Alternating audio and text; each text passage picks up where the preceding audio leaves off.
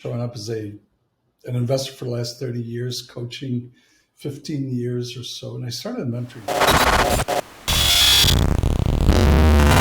That's a really good quadrant to be able to determine in many situations, is there a possibility of relationships? And if we're coaching, probably coaching more than anything else, is the client willing to make a change? So that perspective, I looked at it, and then I saw what was gnawing at me that was really a differentiator.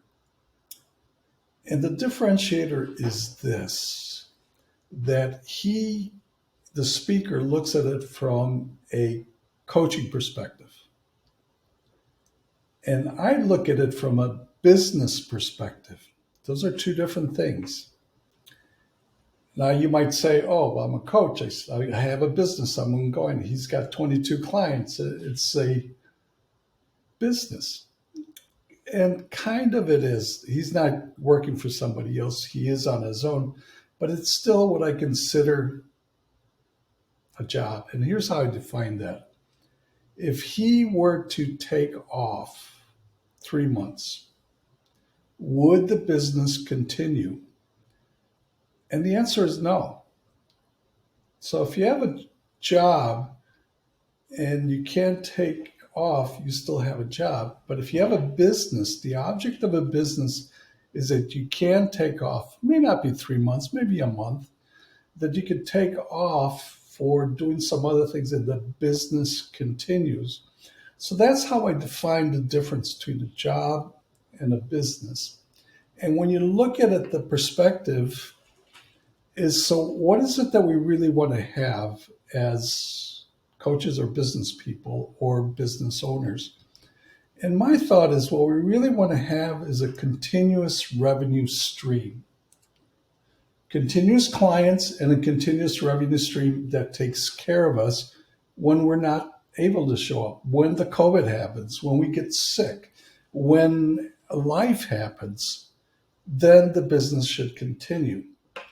So those are two different perspectives to look at, two different lenses.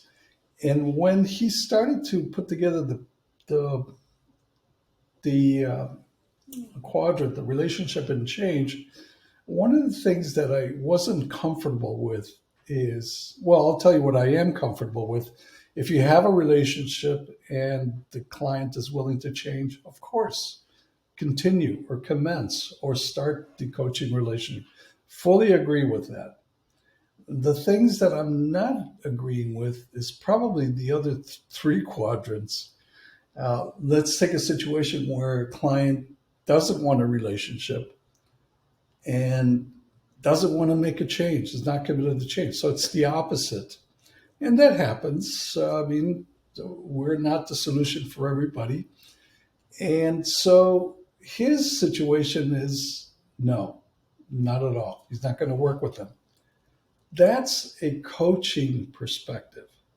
But if you look at it from a business perspective, and we have that, Joanne can attest, in the earlier session today, Mark, who was working for an organization, a company, and he doesn't do the intakes, he just gets clients. And his obligation, he doesn't get a chance to say no or yes. He has to take the clients. That's a business. That's a business organization that you want to step in. Now, the client, of course, could say, I don't want to talk to you. Give me somebody else. That's the business. So that's where I differ in the end. His is no, mine is not yet. I think it's okay to refer, but I think it's okay to refer internally within one's organization. So if you have a business, there's more than one coach, more than one provider, more than one. So you refer it within your own circle, your own community. And if for some reason the client's open to relationship, but doesn't want to change, is not ready yet, you don't let that client go. You put that client in almost like a waiting space. Like they're waiting until they're able to change, able to be ready. And I think that waiting space, for lack of another term, might be where you continue to communicate with the client, bring them into some courses, bring them into some sort of, so it's not quite the coaching relationship, but it's a, let's say, a training and educational.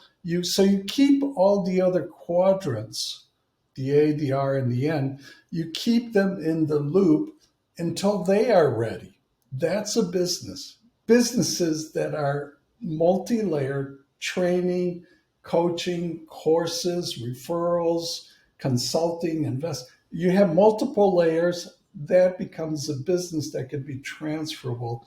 And my thought or suggestion when I looked at it is, let's look at what's important. What's important is for us to have a continuity to express ourselves, to work as long as we can, and have a continuous revenue stream.